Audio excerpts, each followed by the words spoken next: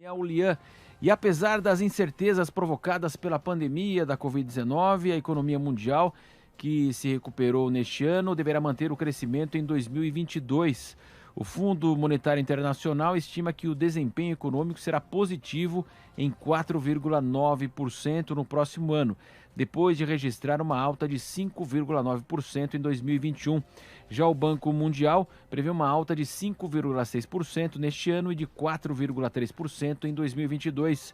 A projeção do FMI para a economia brasileira no próximo ano, no entanto, é bem mais modesta, um crescimento de 1,5% no produto interno bruto. E quem vai trazer agora e analisar toda essa situação e essas projeções é o Alessandro Azzoni, que é advogado e também economista. Muito boa noite, Alessandro.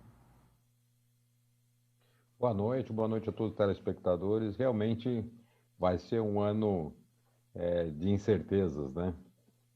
Sem dúvida, principalmente para nós aqui no caso do Brasil, teremos as eleições presidenciais.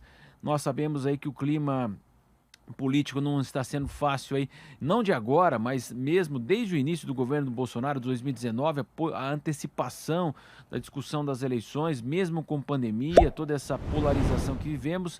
Então, o senhor avalia, como nós dissemos aqui, né, a expectativa para o Brasil possa ser, se fala até o mercado num PIBinho, um PIB negativo, então um cenário bastante desafiador. O relatório Focus, o último relatório Focus, fez uma previsão bem pessimista, né? Colocando um crescimento do PIB de 0,47, reveio de 0,50 para 0,47. Mas por que que essas variáveis estão sendo revistas para baixo, né? Nós tivemos algumas intempéries que acabaram sendo colocadas. Por exemplo, a própria aumento da taxa Selic, ela vai ser um impulsionador negativo para o crescimento, ou seja, uma taxa Selic de quase 11,15 ou 11,50, ela vai frear de uma certa forma tanto o consumo como também as decisões para investimentos dos empresários. Uma vez que uma taxa de retorno fique abaixo desse valor, então fica muito mais seguro eu manter o dinheiro aplicado. Então a taxa Selic vai ser um também impulsionador para que esse PIB seja esse PIBinho, né? Então, essa perspectiva do Banco Mundial de 1,5 já é um cenário extremamente positivo, né?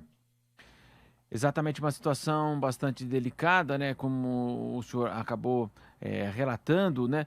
E também a gente imagina agora, esse ano nós tivemos aí uma forte alta em relação às commodities, assim também toda a produção, as matérias-primas.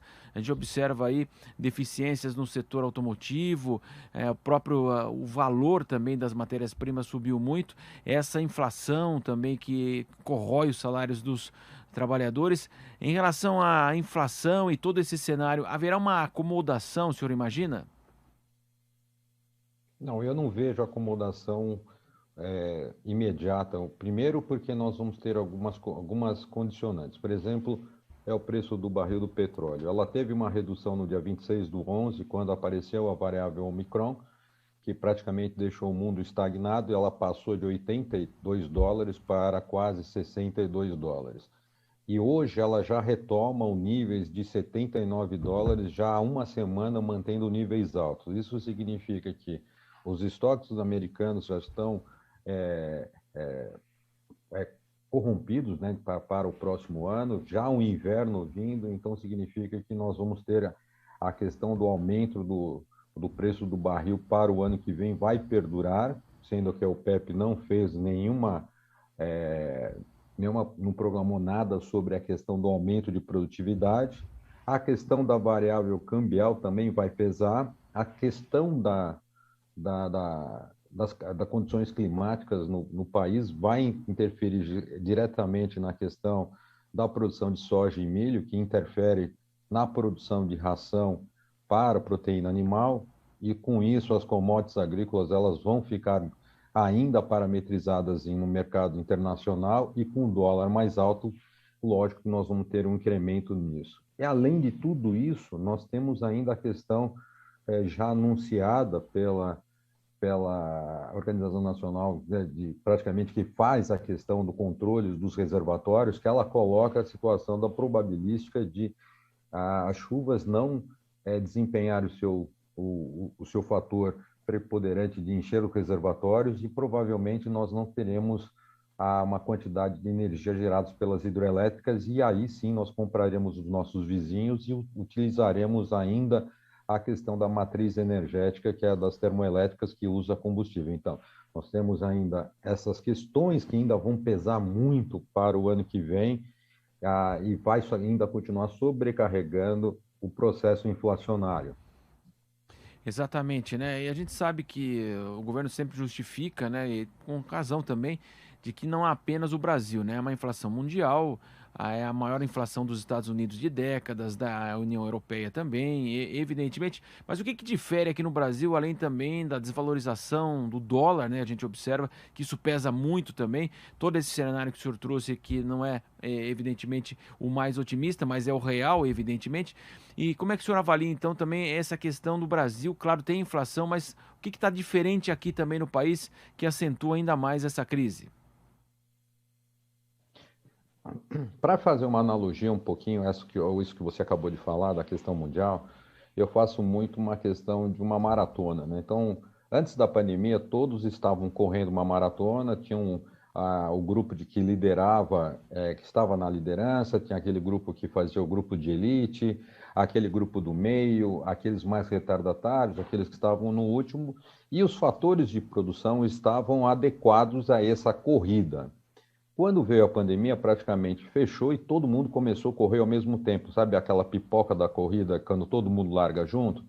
E foi o que aconteceu. Então, teve falta de energia elétrica, teve falta de petróleo, falta de insumos, faltas de matéria-prima, e isso é uma questão realmente mundial. Então, isso é o que está pesando hoje no cenário internacional, como Estados Unidos, a Europa, principalmente Espanha, e determinados países estão sofrendo muito com essa carga inflacionária por geração de energia, combustíveis e produtos.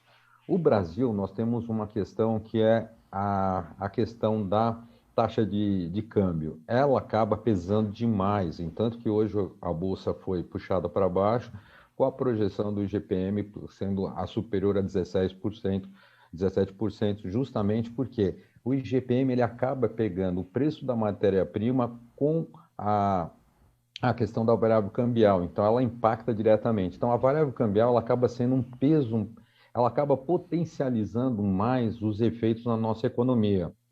Eu falo que muito que a variável cambial é como se fosse uma pressão do nosso corpo. Se eu me alimento bem, se eu faço esportes, eu não fumo, eu vou ter uma pressão equilibrada. O que vai me causar algumas intempéries é quando eu sair e tiver muito calor ou muito frio, alguém bater no meu carro, alguém me ofender, eu vou ter uma oscilaçãozinha. O que acontece hoje é que nós estamos realmente, o governo federal está sob pressão desde o começo do seu mandato e tudo é motivo para que se crie um cenário de instabilidade e a pressão já fica mais elevada. Então, eu sou aquela pessoa, eu sou um hipertenso, eu já me alimento mal, eu tenho problemas dentro de relacionamento e com isso faz com que a minha pressão interna ela já é alta. E quando eu tenho essas intempéries internacionais, que é aquela, como eu disse, do calor, do frio, isso acaba potencializando. Então, o nosso cenário acaba tendo uma alavancada, alavancado maior, tem uma alavancagem maior justamente por causa dessa questão da variável cambial, que ela acaba pesando muito, tanto nas commodities, como no preço dos combustíveis, no frete, aí acaba dando um impacto completamente negativo. Então, o ideal seria ter um controle maior sobre essa questão da variável cambial, com uma certa tranquilidade para o mercado, para que essa variável voltasse aos níveis de 5, não como chegou hoje a 5,70. Sem dúvida. Alessandro, e outra questão, né? A gente imagina também que a partir de agora, né, toda essa definição política e, como você disse, a economia pesa muito numa eleição presidencial. Normalmente, né, o eleitor faz aí uma análise da sua vida financeira, né? Como foram os últimos 4 anos para ele. Na eleição passada foi uma eleição muito atípica, a questão da corrupção dominou todo o discurso, né? Desde do impeachment, novo governo, né? E foi uma situação que começou lá na segunda eleição da presidente Dilma Rousseff, foi deteriorando a economia, a impeachment, outra possibilidade também do presidente Temer cair, né, depois daquelas denúncias. Então não há sossego no Brasil há um bom tempo, né? E a economia será preponderante, então, na visão do senhor nessas eleições de 2022? Se a economia não andar, de fato, o presidente Bolsonaro terá muitas dificuldades? É histórico. Se nós analisarmos todos os governos que caíram, ou por impeachment, ou foram derrotados nas eleições, foram duas coisas: crise política e crise econômica simultânea. E a crise econômica realmente é um fator que afeta diretamente a decisão do eleitor, e ela pesa realmente. Eu vejo que esse cenário de 2022 vai ser muito parecido com aquele cenário é, da eleição quando nós tivemos Lula e Fernando Henrique, que nós tivemos uma oscilação tão grande das taxas de juros que passamos de 2,80 quase a R$ 4, depois ela retornou aos pontos, por causa que hoje o investidor estrangeiro que mantém seu capital aqui, lembrando que nós temos uma reserva internacional antes da pandemia de 380 bilhões, caiu para 340 e nós já retomamos para 360 bilhões.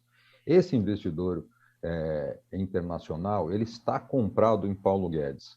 Então, enquanto a economia estiver com a segurança do nosso ministro Paulo Guedes, a tendência é que o mercado não oscile tanto. Então, toda vez que a gente tiver um distanciamento ou uma pesquisa que afete essa relação do governo Bolsonaro ou com os possíveis candidatos de oposição, isso poderá ter um efeito negativo e aquele famoso resultado. Se desfaz posição de bolsa, se posiciona em dólar e é assim eu volto, fico minha posição em dólar, qualquer problema que tiver, eu saio do país. Então, toda vez que ele buscar essa posição em dólar, nós vamos ter, é uma questão de oferta e demanda. Então, a moeda americana vai ser puxada para cima e eu acredito que esse cenário político vai ser muito parecido com aquele que nós vivemos naquele momento anterior. E, Alessandro, nós temos ainda, né, essa variante, ainda a pandemia não acabou, né? Nós temos também agora um surto de gripe no país. São Paulo aqui está fazendo chamamento para as pessoas se vacinarem. Inclusive, isso também vai ser determinante, né? A gente não sabe aí, claro que torce para que o país venha alcançando aí níveis de vacinação expressivos, até muito melhores do que países desenvolvidos. Mas, de qualquer forma, que a pandemia não pode avançar também, senão muda toda essa trajetória econômica, a situação piora ainda muito mais, né? Então, nós tivemos um cenário positivo. Vamos pensar assim, que no dia 26/11, quando apareceu essa questão dessa variante, a Omicron, automaticamente o mercado futuro de Brent do petróleo, ele caiu $20 e praticamente ficou despencando por alguns dias. Isso mostrava que a chance de uma nova pandemia mundial, um risco de fechamento das economias mundiais era iminente. Como a variável foi aparecendo, foi sendo pesquisada e ela não apresenta mais essa incerteza de fechamento, o mercado começou a retomar, tanto que nós tivemos a puxada desse mercado de petróleo, mercado futuro, e ele está sendo puxado muito fortemente para cima. A variável, não só a variável Omicron, mas como qualquer outra variável que possa vir a aparecer, que como é um vírus, ele pode sofrer mutações, a gente pode ter N fatos que ocorram, isso pode ser determinante, sim. A questão, o Brasil ele tem um sistema de vacinação muito forte, realmente a questão da vacinação da gripe, a questão da vacinação da própria Covid está muito avançada, eu acredito que as decisões de fechamento da economia interna não se torna mais viável não é mais viável nesse momento. Eu acho que até se falar em fechamento ou isolamento social novamente é uma situação muito distante. E se vier a ocorrer, realmente nós teremos uma redefinição completa do quadro que eu estou falando. Aí nós podemos rever realmente um quadro mais negativo, com os números mais para baixo. Alessandro Azzoni, advogado e economista, muito obrigado pela sua participação aqui na programação da Jovem Pan. Alessandro, boa noite. Boa noite, muito obrigado e um bom ano para todos. apesar de eu ter falado, mas é um ano que a gente vai ter muita coisa boa, as empresas vão crescer, elas vão crescer autonomamente, elas têm a sua capacidade. Então, é um ano difícil, mas eu acredito que nós vamos ter um ano muito bom. Sem dúvida. Muito obrigado, então, Alessandro Azzoni, que participou conosco aqui no Headline News. E nós vamos agora a um rápido intervalo e já já voltamos aqui na programação da Jovem Pan. Até mais.